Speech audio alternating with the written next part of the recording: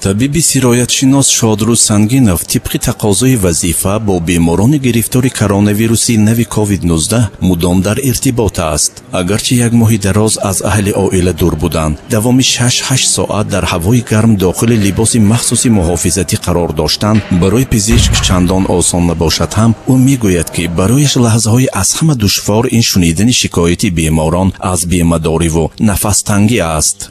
ما در گوسپیتال بیماری های سرایتی نهایت خطرناک 14 روز کار میکنیم.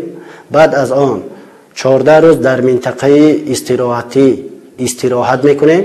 بعد 14 روز در خانه استراحت کرده دوباره به کار حاضر میشویم. از همه لحظه های دشوار همین نارساگی نفس بسیاری بیمارا از همین نارساگی نفس بسیار شکایت میکنند. هوارسی آنها ساتوراسیا با زبان طب SpO2 میگوید تا 70 فرامده آمد. همین لحظه هایی بود که در حقیقت دشوار بود. شادروز سنگینов سرداری گوسپیتال بیماری کرونا ویروسی نو کووید 19 در شهر اسفره بوده همگی 29 سال دارد. او شاید در کشور جوانترین سرداری چنین گوسپیتال باشد.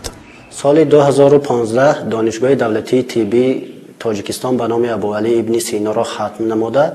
سال 2015 با راحت به بیمارخانه مرکزی شهر اسفره همچون طبیب تجربه آموز طبیب اینترن به کار آمدم. از سال 2016 باز در شعبه بیماری‌های سرایتی همچون طبیب سرایتشناس کار و فعالیت برده ایستادم.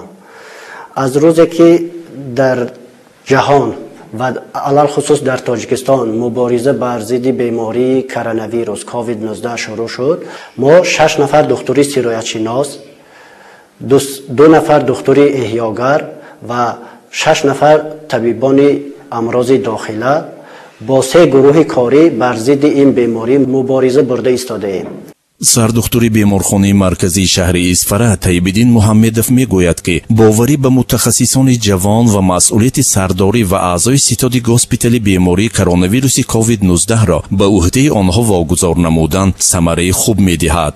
در فعالیت بیمارخانه مرکزی و کمک اولی طبی سانیتری شهر اسفره اهمیت خیلی کلان میتیم اویدی تربیه و دستگیری متخصصان جوان.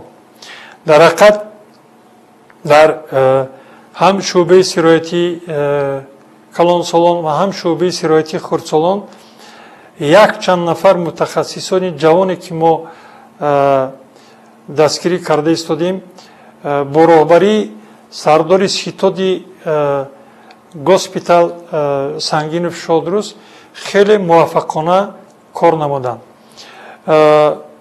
با راهبری سرداری ستاد آن نفرانی که آن شب و روزهای خیلی وزین کار فعالیت بردند این کسا رحمانов نیکبخت، قنبرов عبدالوقاص، ایسایف میرزا خیرالله، زایدov علیم جان طبیبی رینیماتولوگ ما و دیگر عموما همه آنها را نامبر کردن ممکن است و دیگر طبیبان شب و روز زحمت کشیدند که در حقیقت این ثمره خود را داد که از آن 98 نفر بیمارانی که در شعبه سرایتی بیمارخانه شهر اسفره بستری شدند 94 نفرشان الکی با صحت‌یابی به خانه‌هاشان جواب داده شده. 4 نفر دیگر بیمار عین حال قرار دارد. خود شادروز سنگینov معتقد است که در شهر اسفره از بسیار جهت ثمره خوبی کار دکتران را در دوره موج یکم پهنشوی کرونا ویروسی نو پیشکی آماده بودن شعبه بیماری های سرایتی به قبول مبتلایان کووید 19 و تا اندازه اطلاع داشتن دکتران دایر به بیماری تأمین نمود. شعبه بیماری های سرایتی بیمارخانه مرکزی شهر اسفره برای قبول بیماری های سرایتی نهایت خطرناک بیماری کرونا ویروس کووید 19 پیشکی تیار بود. ما در شعبه بیماری های سرایتی 7 حجره مجهز با اکسیژن نمناک تیار کرده بودیم. در وقتی نارساگی نفس و نارساگی هوا به بیماران این حجره ها را استفاده بردیم. دکتران بیماری های سرایتی بیمارخانه مرکزی شهر اسفره پیش از آن که با بیماری کرونا ویروس کووید 19 مبارزه را شروع کنند، آنها از اینترنت و دیگر واسطه ها از دولت‌های پیشرفته معلومات‌ها را آموختند، دانششان را مکمل نمودند و با این بیماری مبارزه را شروع کردند.